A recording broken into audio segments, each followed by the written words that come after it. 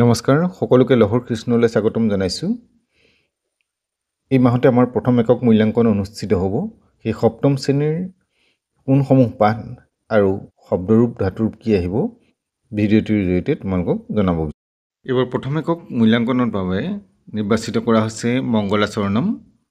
প্ৰথম পাঠ অকাৰান্ত নপুংসকলিংগ, দ্বিতীয় পাঠ অস্মদ যুষ্মদ, তৃতীয় পাঠ সংখ্যাজ্ঞানম, চতুৰ্থ পাঠ ঋতুৰাজু বসন্তঃ, পঞ্চম পাঠ হৰিদ্বাৰম আৰু ষষ্ঠ পাঠ প্ৰয়াণগীতম। এইকেইটা পাঠ এবাৰ লোৱা হৈছে। ধাতুৰূপ লোৱা হৈছে ভূধাতু আৰু শব্দৰূপ লোৱা হৈছে নৰ আৰু পুস্তক। গতিকে এইকেইটা পাঠতনো কি আছে যে প্ৰথমটো মংগলাচৰণম, শান্তকাৰম ভুজগশয়নম পদ্মনাভম সুৰেশম বিশ্বধাৰং গগন সদৃশং মেঘবৰ্ণং শুভাঙ্গম লক্ষ্মীকান্তং কমলনয়নং যোগী বিদ্যানগম্যম বন্দে বিষ্ণু ভৱভয়হৰং সৰ্বলোকৈকনাথম। এই প্ৰথম খণ্ডটো লিখিবলৈ আহে, লগতে দ্বিতীয় খণ্ডটো চাই থবা। আমি সদায় গাই থাকোঁ অচ্যুতো মা সদ্গময়, তমসু মা জ্যোতি গময়, মৃত্যু মা অমৃতং গময়। প্ৰথম পাঠত আছে অকাৰান্ত নপুংসকলিংগ। ইয়াৰ প্ৰশ্নসমূহ কেনেধৰণে আছে চোৱা। প্ৰথমবোৰ উচ্চাৰণ কৰিবলৈ দিছে, অৰ্থাৎ একবচনৰ ৰূপটো আৰু বহুবচনৰ ৰূপটো কেনেকুৱা হ'ব তাত দেখুৱাব লাগে। গতিকে পুলিংগ শব্দবোৰ একবচনৰবোৰ বহুবচন কেনেকুৱা হৈছে আৰু ক্লিবলিংগ শব্দৰ একবচনবোৰ বহুবচন কেনেকুৱা হৈছে। যেনেকৈ ক্লিবলিংগ শব্দ ফলম আছে, ফলানি হৈছে। পুলিংগ শব্দ ময়ূৰহ আছে, ময়ূৰাহা হৈছে, অৰ্থাৎ আকাৰ আৰু বিসৰ্গ প্ৰয়োগ হৈছে। আনহাতে ক্লিবলিংগ শব্দত শেষত নি ব্যৱহাৰ হৈছে। এইখিনিতো খালী ঠাই পূৰ কৰিবলৈ দিয়া, বহুবচন কৰিবলৈ দিয়া। কমলম কমলানী, চক্ৰম চক্ৰানী। ইয়াত বেলেগ আছে, কৰোতি শব্দটো কুৰ্বন্তী হয়। বাকীখিনি তেনেধৰণে পাবা। আৰু তাৰপিছতে খালী ঠাই আহিলে দ্বিতীয় পাঠত আছে মধ্যম পুৰুষ আৰু উত্তম পুৰুষৰ ব্যৱহাৰ। মধ্যম পুৰুষ আৰু উত্তম পুৰুষ কেনেধৰণে ব্যৱহাৰ হৈছে ইয়াত দেখুওৱা হৈছে। পাঠটো বিশেষ দীঘল নহয়, ইতিমধ্যে দিয়া হৈছে, তোমালোকে পাঠটো চাবা।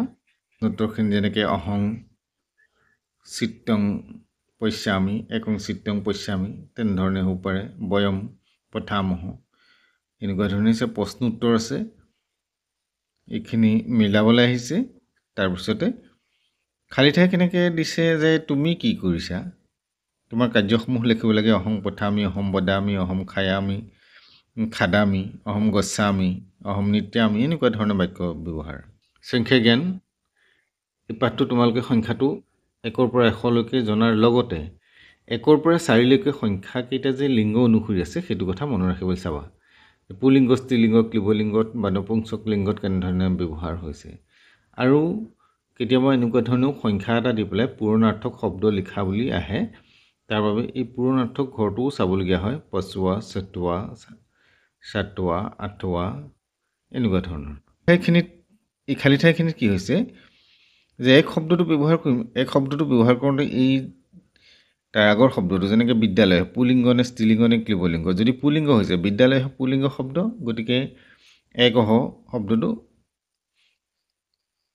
ব্যৱহাৰ হ'ব।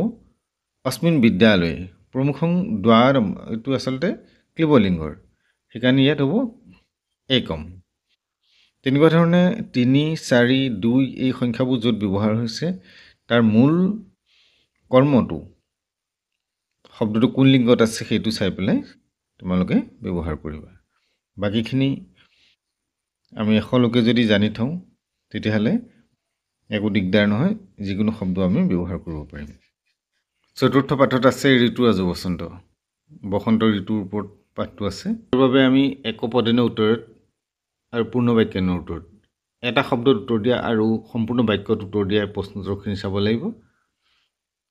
প্ৰশ্ন নিৰ্মাণ কৰা আছে, খালী ঠাই পূৰ কৰা আছে, আৰু বসন্ত ঋতুৰ বিষয়ে 5টা বাক্য লিখিব লাগে, সেইখিনি চাব লাগিব।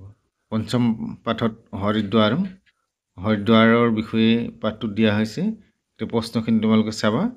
একপদেনৰ উত্তৰত আছে, পূৰ্ণ বাক্যানৰ উত্তৰত আছে, ৰিক্ত স্থানেনৰ পূৰত আছে। তাৰপিছত চাব লাগে পদ পৰিচয় দিয়া। পদ পৰিচয় দিয়া এই শব্দখিনি ভাল ধৰণে চাই ল'বা।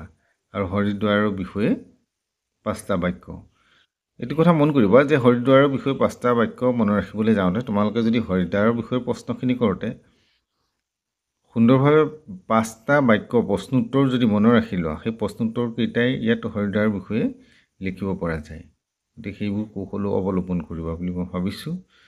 আৰু তাৰপিছতে ধাতুৰূপ ভূ ধাতুখন আছে, শব্দৰূপ নৰ আছে, পুস্তক আছে প্ৰায় একেই। পুস্তকখন ক্লীবলিংগ, নৰখন পুলিংগ। পুস্তকম পুস্তকে পুস্তকানি, পুস্তকম পুস্তকে পুস্তকানি, পুস্তকেন, তাৰমানে নৰ শব্দৰ লগত বাকীখিনি একেই হৈ যাব।